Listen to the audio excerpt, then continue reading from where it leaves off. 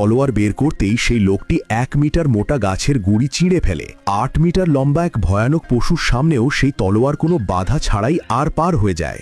আশ্চর্যের বিষয় এই যে এত বিপজ্জনক তলোয়ার সেই সন্ন্যাসীরা তৈরি করেছেন, যারা নিজেরা কোনো প্রাণ নিতে ভয় পেতেন। শত শত বছর ধরে এই পবিত্র অস্ত্র যোদ্ধাদের নিজেদের দিকে আকর্ষণ করে আসছে। কুয়াশায় ঢাকা পাহাড়ের মাঝখান দিয়ে চলার সময় যোদ্ধাদের সামনে বুদ্ধের এক বিশাল প্রতিমা ফুটে ওঠে। সবাই অবচেতনভাবে নিজেদের তলোয়ারের বাঁট আঁকড়ে ধরে, কিন্তু তাদের নেতা তাদের অস্ত্র না বের করার জন্য সতর্ক করে, কারণ এখানে হামলা করলে কেবল মৃত্যুই জুটবে। একটি সংকীর্ণ জায়গায় পৌঁছে তারা দেখে যে সন্ন্যাসীরা ধ্যানে মগ্ন হয়ে হাঁটু গেড়ে বসে আছেন।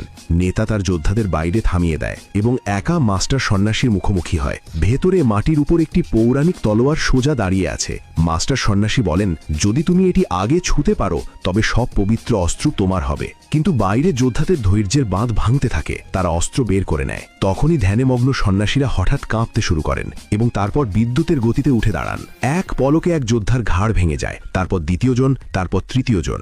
এখন তাদের নেতার সেই সতর্কবাণী মনে পড়ে, কিন্তু ততক্ষণে অনেক দেরি হয়ে গেছে।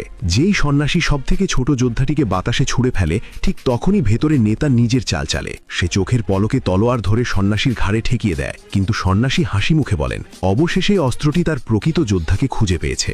সেই মুহূর্তেই বাইরের সব সন্ন্যাসী গায়েব হয়ে যান এবং তখন বোঝা যায় যে এই সব কিছু ছিল কেবল একটি পরীক্ষা।